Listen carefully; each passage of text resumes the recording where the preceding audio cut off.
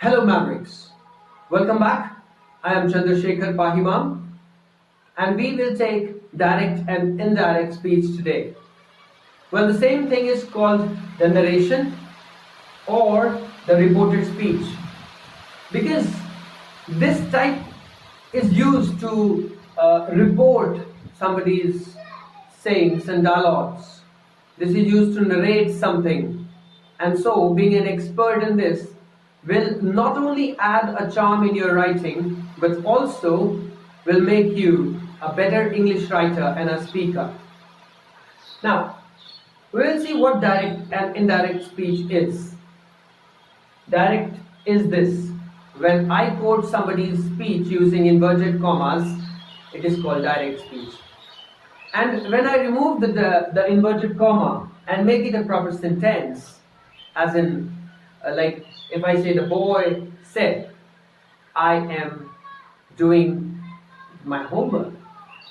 The indirect version would be the boy said that he was doing his homework. Now he said, I am doing my homework. When I change it into an indirect version, it becomes he was doing his homework. Right? So it is just a way to write something in a better way. By not using those punctuation marks, a lot of them in your version. So that is something important to look at. Now, this is a sentence. It is in a direct speech sentence.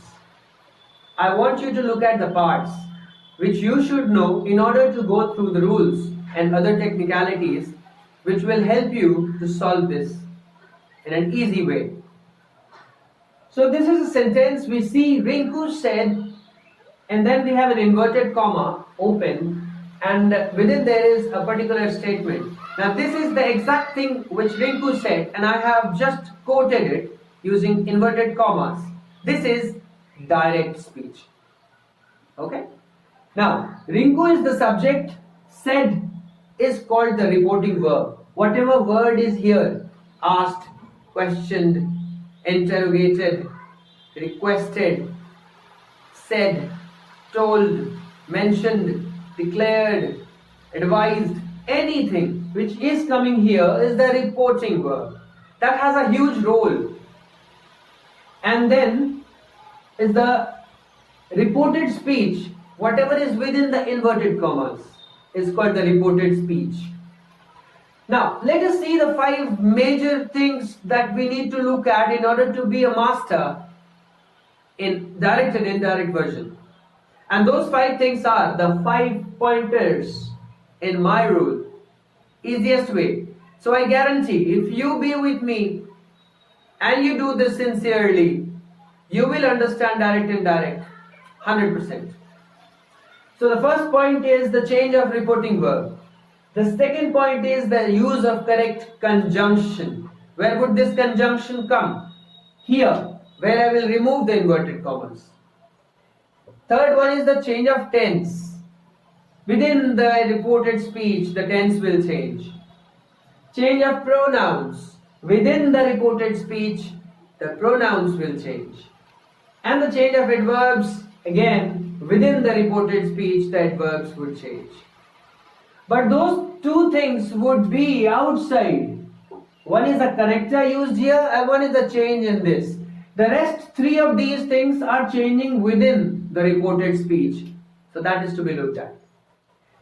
Alright, now let us quickly go through the 4 types of sentence, because that is what is the first step for you.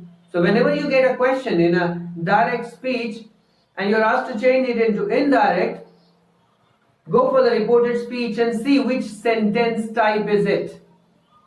Is it an assertive sentence? Is it simply a declaration or a statement that we use? There is one. I won't tolerate this. This is an assertive sentence. Okay? Well, if it's just that sentence, assertive sentence, instead of said, you could have used any of those. Stated, told, mentioned, declared, asserted. If you have any more words in your vocabulary list, I'll be the gladdest person. Alright. Is it an imperative sentence? Imperatives are all requests, advices, commands, suggestions, instructions.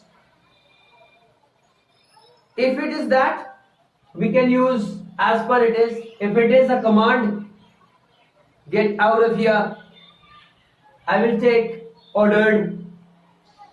If it would be, please get me a glass of water, it would change into requested. Then in that case, you need not write please. If it is a sorry, you can say apologized instead of said. So the boy said, sorry for my mistake. So instead of saying the boy said he was sorry for his mistake, you can simply say the boy apologized for his mistake. Well, these things would come in. So the change of the reporting verb plays a very crucial role. It gives charm to your writing. It removes the monotone away. And so it's an important thing. But I would also like to tell you that if you don't do any changes, it still remains correct. But still, you add flavors to your food to make it more delicious. Add flavor in your writing. Then the recipe would come out delicious. And the audience would lick to the last bit. That is actually something which you should think of whenever you do anything. Alright, so that's an imperative sentence. Based on the type, we can change the reporting verb. Right? Is it an exclamatory sentence? Exclamatory sentence. Exclamatory sentence talks about our expression of feelings, emotions. And mind it, we simply don't exclaim just by saying any just by saying a normal thing. We exclaim when we see something very extraordinary, something very unique, something very amazing. And this is something which is automatic. We don't plan to exclaim. It comes out automatically. Right? So there is an extremity which has to be shown. We will talk about that. But then the moment we find exclamations in the reported speech, you need to use the appropriate conjunction. Like you can use extreme happily or sadly, excitedly or whatsoever. It suits whatever is there within the reported speech. Or is it a question? Now questions are to be paid attention at because this is the format which is there in the question paper in your exams. Questions can be of two types. One is a close-ended question which answers in yes or no.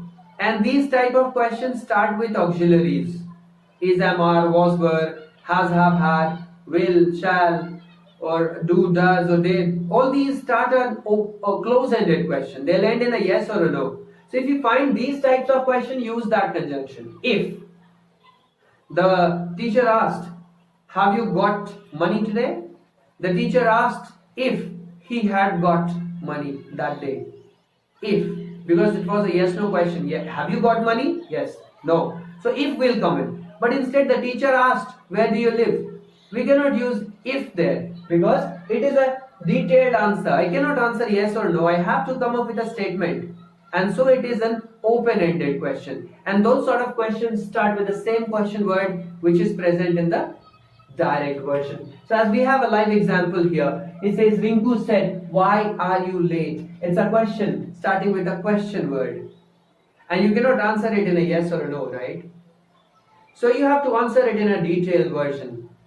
So what is the connector? The same question word. Mind it, I have found people using that in changing direct into indirect when we talk about questions.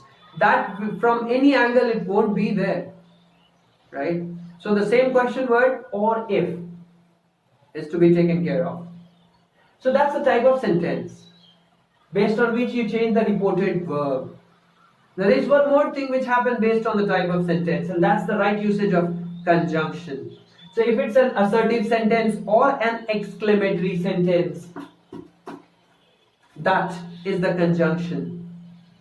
So like think of a sentence, the boy said, I am doing your work. The boy said that. The boy said how hot it is. The boy exclaimed that.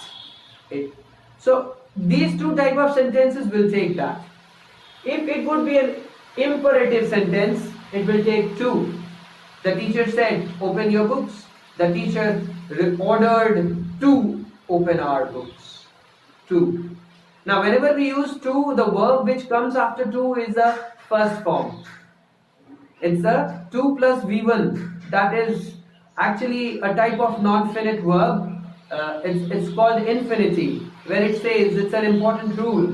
It's like you should know. It says to always take V1, the first form of the verb. So she ordered us to open our books. And then if it is a question, we need to see what type of question according to which the right connector would be used. Right? So first step is to look at the sentence and identify the two major changes that would happen. And then move to the next. The next three talk about tense, pronoun and adverb. And all these three happen within the reported speech.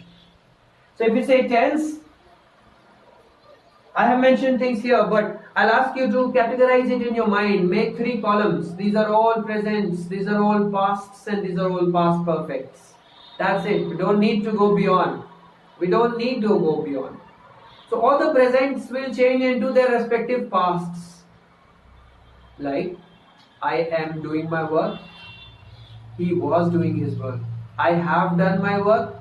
He had done his work. I will have done my work. He would have done his work. So see how things change. All presents in their past. So simple present in simple past. Present continuous in past continuous. Present perfect in past perfect. Don't bother about the 4th level. It's not so much there in direct indirect version. Now the next tense is all the past forms will change into their past perfect forms, which would stay. Which would stay means if it is a past perfect form, it won't change. It would stay in past perfect form. So I will do it once again. All the presents into their pasts and all the pasts into their past perfects. In simple past, in past perfect. Past perfect, in past perfect. Past continuous, in past perfect continuous. So you have to make a mind map in your mind for this. And then again, practice is the key. That is tense change.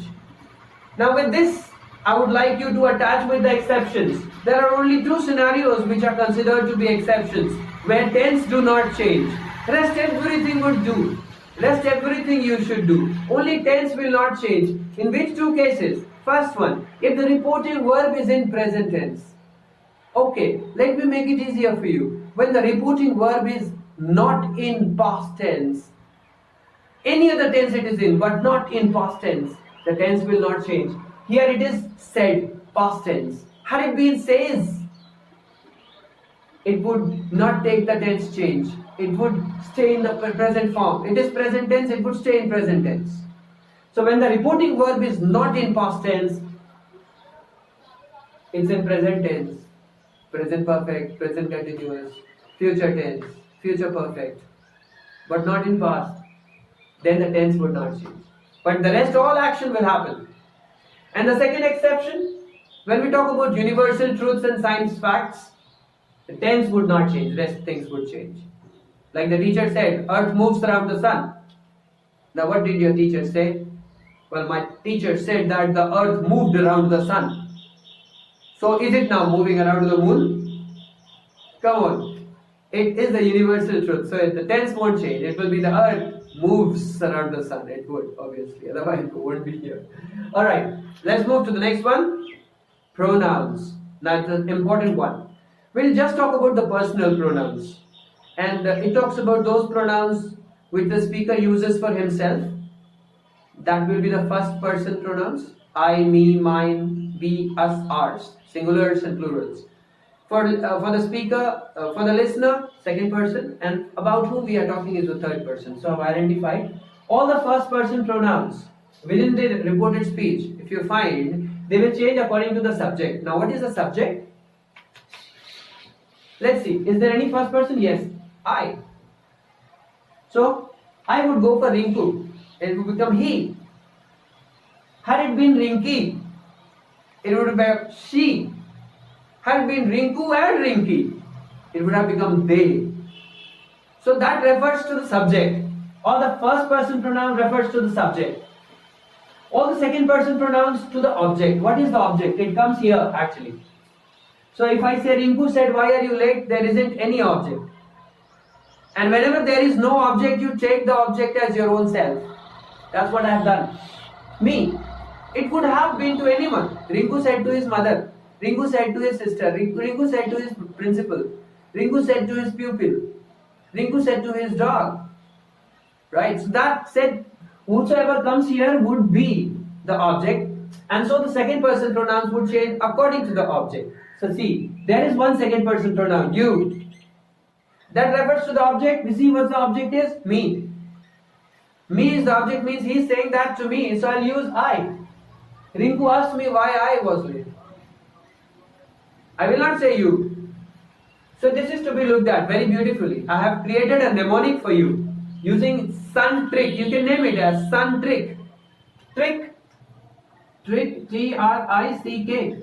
Sun trick. S stands for subject, O stands for object, N stands for no change, because the third person pronouns present here would not change. It would stay as it is. And that's it. So this is important. So you would become I. Had it been his mother, Rinku said to his mother, you would have become she. Oh, wow, yes. Why she was late? So it refers to the object. And third person, no change. Let's see the quickly see the last one. It's the presence of all these adverbs within the reported speech would change. Now will change into then, today, into that day, tomorrow, the next day, or the following day. Yesterday would change into the previous day, or the last day. Then this would change into that, these would change into those, come will change to go, here would change into there, can to could, and these are the things which you need to look at. So these are the 5 things which make your direct and indirect conversion the easiest, right? So let us see them quickly. We'll take the same example to solve, right? So said, it's a question, so I take asked. So Rinku asked. Now the connector, because I have to remove the inverted commas. So what type of question? It is an open-ended question, so I have to use the same word. Rinku asked why. This present tense will change into past tense. So was. This you refers to the object, so I. And so the sentence will come as Rinku asked why was I late. Right? Now, I want you to look here very, very carefully. When we have a structure of a sentence, it is subject and then the verb. The cat is running behind. You are listening to me. I am talking to you. I is the subject, am is the verb. Subject comes first, then we end it in a full stop. We never use a question mark for this. You are a good boy. Can I use a question mark? No, because you is the subject, are is the verb. It is in the format of assertive sentence, and so a question mark. But if I say a verb first and then the subject, that is the genuine format of a question. And that's why it takes a question mark. I cannot end it with a full stop. Now I'm going to give you the biggest clue that whenever an indirect sentence is used, it ends in a full stop. You cannot use any other punctuation mark, only a full stop. So that is what I was saying. That is a very important thing to look at. So whichever type of sentence it might be in the reported speech, but ultimately they will convert it to an indirect version, and they will convert into an assertive sentence, and you will have to put a full stop. If you put any other punctuation mark, it's wrong, and that's very important.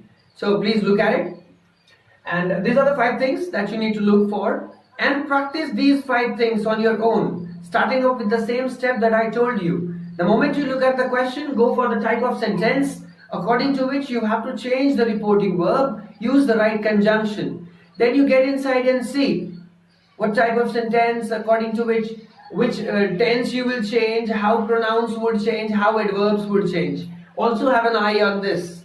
It might be a confusing one. So if you observe all these things in a particular question, you are 100% correct. To just test that, I set up a question of a set of 5 questions. You pause the video, solve it, and then match your answers with the answer that I will be delivering it.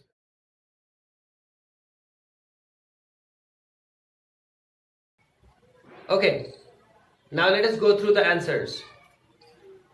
Well, the 5 questions that I gave you were based on 5 different types of sentences to give you a better practice. Let's start with the first one. Jack said, "Mom, I need your help." I need your help is an assertive sentence. So with the help of that, we come up with the first 2 changes. The reporting verb would change. The right conjunction would be used. So I have used told. You can say asserted, declared, stated, mentioned, whatsoever. And then that is the conjunction which is used. Now there's one thing which I want you to look at. Mom. Jack is actually addressing his mom. So Jack is the speaker and the mom is the listener. Mom is the object, Jack is the subject. It is important to look at. So now here I have Jack is just addressing his mother. He could address to anyone. And so that address should have been brought out. So Jack told his mother, and then we put the connector that. So Jack told his mother that, and then the other changes. I is the first person pronoun, will change according to the subject, Jack. So it became he. Your is the second person pronoun, will change according to the object, and that's mom. So her.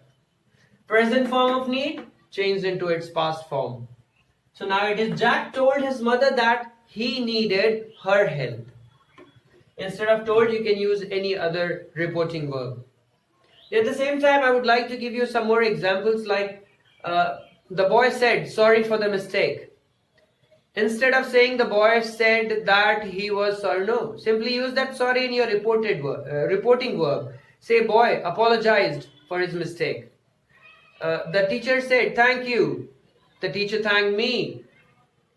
My brother said, "Please give me the book." My brother requested me to give the book. That please would get included in requested. So reporting verb definitely plays a very big role in making your sentence better. So always do change them according to the sentence. As I said, even if you will not change, it won't be wrong. But then if you change, you add flavors to your writing. So let's see the next one. Mom said, "Do it yourself." Mom is speaking, she is the subject. Whom she is speaking to? Jack. So he is the object. Type of sentence, do it yourself, is an imperative sentence. So see the changes. It's changing into advice. You can put an order there. She might be angry and she is ordering. So the mother advised him to do that himself. It also changed into that. And the moment I use to, I cannot change do into did and mention it there because to always takes the first form of the verb.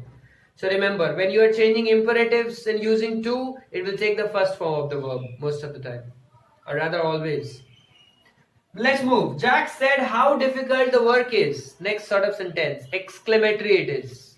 I hope you identified it. It carries an exclamation mark.